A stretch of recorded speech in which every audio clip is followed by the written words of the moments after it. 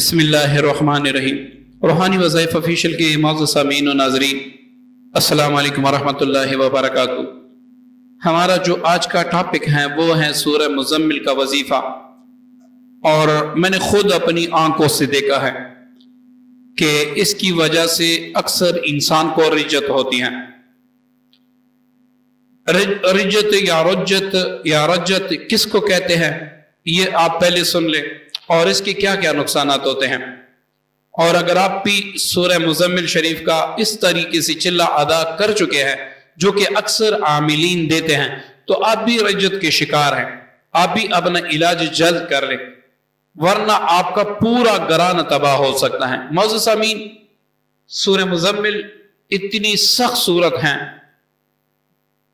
کہ اس کے پڑھنے سے جو آپ کے آس پاس علاقے میں جنات ہوتے ہیں وہ سارا آپ کا نام لکھ لیتے ہیں کہ ہمارا فلاں دشمن بیٹھ گیا ہے۔ اب آپ کو بتایا ہوا جو طریقہ ہے، جس نے بتایا ہے، جس نے اجازت دی ہے، اس کے پاس اگر خود سورہ مزمل کی روحانیت ہے تو وہ آپ کا دفاع پھر کرتا ہے۔ اگر اس کے پاس کہ اس کے پاس خود روحانیت نہیں ہے اور آپ کو پڑھنے کو دیا تو آپ خود کو برباد کریں گے۔ رجت یا رجت صحابہ کرام کو کیوں نہیں ہوتی تھی؟ معزز امین، انہوں نے کبھی چلا کشی نہیں کی تھی، اور نہ ہی اسلام میں چلا کشی ہے۔ یہ عملیات ایک فن ہے، یہ اسلام نہیں ہے، آپ ذہن میں رکھیں، یہ ایک فن ہے، اور ہر فن کے اپنے اصول ہوتے ہیں، ہر علم کے اپنے اصول ہوتے ہیں۔ اسی طرح صحابہ کرام نے کسی مدرسے میں نہیں پڑھا، جس طرح ہمارے ہاں آپ نے دیکھا ہوگا کہ اکثر مدارس ہوتے ہیں، اس میں سے 8 سال آپ نصاب مکمل کرتے ہیں، تو اس کے بعد آپ درس نظامی کا خود کو مولانا کہہ سکتے ہیں یا عالم دین کہہ سکتے ہیں۔ یہ صحابہ کرام کے دور میں نہیں تھا، نہ کوئی صحابی کے ساتھ مولانا لکھا جاتا تھا۔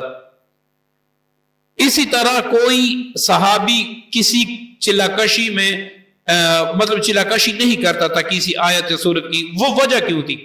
وہ کیوں نہیں کرتے تھے؟ ہم کیوں کرتے ہیں؟ کیونکہ وہ نہ جھوٹ بولتے تھے، نہ غیبت کرتے تھے، نہ وہ بدنگاہی کرتے تھے، وہ ہر وقت گناہ سے بچتے رہتے تھے، اور جناب محمد و رسول اللہ کا چہرہ اطہر، چہرہ انور ان کے سامنے ہوتا تھا۔ ان کی شعائیں جب ان کی سینوں پر پڑتی تو ان کی روحانیت پتہ نہیں کہاں سے کہاں تک پہنچ جاتی۔ تو اس لیے ان کو چلاکشی کی ضرورت ہی نہیں تھی، ان کی زبانوں میں ویسے بھی تاثیر تھی۔ ہمارے لیے چلاکشی کیوں ضروری ہے؟ ہم جھوٹ بولتے ہیں، ہم غیبت کرتے ہیں، ہم حرام کھاتے ہیں، ہم گناہ دیکھتے ہیں، ہم گناہ کرتے ہیں۔ اس وجہ سے ہمارے اندر روحانیت بالکل ختم ہو جاتی ہیں۔ اس روحانیت کو اجاگر کرنے، بیدار کرنے کے لیے ہم چلاکشی کرتے ہیں، تو اس کے ذریعے سے ہماری روحانیت بیدار ہو جاتی ہے۔ اللہ تعالیٰ کا بار بار نام لیتے ہیں، کسی آیت کو پڑھتے ہیں تو اس آیت کی روحانیت جو ہے وہ ہمارے اندر سم ہو جاتی ہے۔ اب رجت کیا ہے؟ صحابہ کرام کو تو نہیں ہوئی، اولیاء کرام کو تو نہیں، ہمیں کیوں ہو جاتی ہے؟ صحابہ کرام کو جو رسول اللہ صلی اللہ علیہ وسلم نے فرمایا انہوں نے اس پر عمل کیا۔ ہم اپنی طرف سے چیزیں گڑھ لیتے ہیں، جیسا کہ رسول اللہ صلی اللہ علیہ وسلم نے فرمایا کہ شہد میں شفا ہے، تو صحابہ کرام شہد صبح ناشتے میں کھاتے تھے، یا پھر دن کو روٹی کے ساتھ کھا لیتے، تھوڑا سا کھا لیتے تھے۔ کسی صحابی سے ثابت نہیں ہے کہ 3 بوتلیں شہد انہوں نے ایک دم سے ہڑپ کی ہو، ایسی کوئی بھی روایت آپ کو نہیں ملے گی۔ انہوں نے مقدار، کوانٹٹی رکھی، اس کے مطابق استعمال کیا، شہد نے ان کو اللہ کے فضل سے شفا دی، اور شہد سے ان کے وجودوں کے اندر طاقت آ گئی۔ اب ہم خاکی ہو کر، گناہوں سے برے، ہر طرف سے فحاشی کے اڈے کھلے ہوئے دیکھ کر ہم کسی سورت کو پڑھتے ہیں یا کسی آیت کو پڑھتے ہیں اور تعداد سے زیادہ پڑھتے ہیں، جیسے کہ اگر آج کوئی، اب دیکھیں ہر انسان کا معدہ خراب ہے، اگر کسی کا معدہ خراب ہو اور آپ اس کو 3 بوتلیں شہد پلا دیں تو وہ بندہ مر جائے گا۔ اسی طرح آیتوں کا مقدار اولیاء کرام نے مقرر کیا ہے کہ اس سے زیادہ نہ پڑھیں، زیادہ پڑھیں گے تو روحانیت اتنی زیادہ ہو جائے گی کہ الٹا فائدے کے بجائے آپ کو نقصان دے گا۔ جیسے کہ میں نے شہد کی مثال آپ کو دے دی. اب معزز سامعین، سورہ مزمل کا اکثر میں نے دیکھا ہے، کتابوں میں دیکھا ہے، اساتذہ سے سنا ہے، جن سے آپ اجازت مانگتے ہیں وہ آپ کو کہتے ہیں کہ بھائی 111 بار پڑھ لے. اب ایک انسان 111 بار سورہ مزمل شریف تو پڑھتا ہے، لیکن اس کے ساتھ زنا بھی نہیں جوڑتا، جھوٹ بھی نہیں جوڑتا، غیبت بھی نہیں جوڑتا، تو یہ اس کے لیے وبال جہاں بن جاتا ہے. اسی طرح کوئی شخص 21 بار 40 دن تک سورہ مزمل شریف پڑھتا ہے لیکن گناہ کا عادی ہے، گناہ نہیں چھوڑتا، تو اس کو رنجت ہو جاتی ہے. معزز سامعین، سورہ مزمل کا وظیفہ کس طریقے سے پڑھا جاتا ہے اس پہ میں انشاءاللہ مفصل ویڈیو بناؤں گا. اگر یہ ویڈیو آپ کو پسند آئی اور اس میں آپ نے کمنٹس میں درود پاک لکھا تو انشاءاللہ اس کی بھی میں پورا طریقہ آپ کو بتا دوں گا. اب اگر سورہ مزمل کی وجہ سے آپ کو رنجت ہوئے ہیں، اس کا علاج سن لے.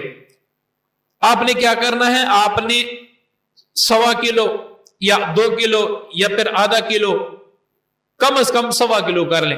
آپ نے میٹھے چاول بنانے ہیں. اب میٹھے چاول بنا کے ان کو اپنے سامنے رکھیں. یہ منگل یا ہفتے کے دن آپ نے بنانے ہیں. اب وہ سامنے رکھ کر اول آخر آپ 21 بار درود ابراہیمی، درمیان میں 7 بار سورہ مزمل پڑھ کر اس پر دم کر دیں. جو آپ نے میٹھے چاول بنائے اس پر دم کر دیں. اب یہ دعا کر کے یا اللہ اس وظیفے سے جو بھی رنجت مجھے ہوئی ہے، جو بھی میری روحانی بربادی ہوئی ہے، اس کو یا اللہ اس کے برکت سے، اس صدقے کی برکت سے دور فرما دے. اب یہ چاول جو ہیں یہ ایسے بچوں میں جو بالغ نہ ہوں ان میں تقسیم کر دیں. اسی طرح دوسرے تیسرے ہفتے کر لیں، انشاءاللہ آپ کو مکمل نجات مل جائے گی. اسی طرح اگر آپ اس کے ساتھ عبس و تولی جو سورہ مبارکہ 30 پارے میں ہے، اس کو بھی آپ روزانہ صبح و شام 7 بار پڑھیں، پانی پر دم کریں، وہ پانی پی لیا کریں، تو انشاءاللہ یہ 2 اعمال کرنے سے اگر آپ پر سورہ مزمل کی رجت آئی ہیں، اللہ کے فضل کرم سے، اللہ کے حکم سے، اللہ کے امر سے انشاءاللہ دور ہوگی اور اللہ تعالیٰ آپ کو شفا عطا فرمائے گا. معزز سامعین، جب بھی کسی یوٹیوب چینل سے یا جب بھی کسی کتاب سے یا جب بھی کسی استاد سے آپ وظیفہ لیں تو پہلے یہ دیکھیں کہ یہ اس کا خود بھی عامل ہے یا نہیں، اس کے اونچ نیچ کا اس کو پتہ ہے یا نہیں، کل کو مجھے رجت بھی ہو سکے، یہ مجھے چھڑا سکے گا نہیں، تب جا کے آپ وظیفہ کریں. ورنہ میری یہ ہاتھ جوڑ کے گزارش ہے، کسی بھی وظیفے میں ہاتھ نہ ڈالیں. استغفار پڑھیں، اللہ پر مکمل یقین رکھیں، لا الہ الا انت سبحانک انی کنت من الظالمین پڑھیں، سبحان اللہ و بحمدہ پڑھیں. اسی طرح اتنے اوراد ہیں مسلم وہ پڑھیں، کبھی بھی وظائف میں ہاتھ نہ ڈالیں. امید کرتا ہوں آج کی ویڈیو آپ کو پسند آئی ہوگی. دعا میں یاد رکھیے گا. السلام علیکم ورحمۃ اللہ وبرکاتہ.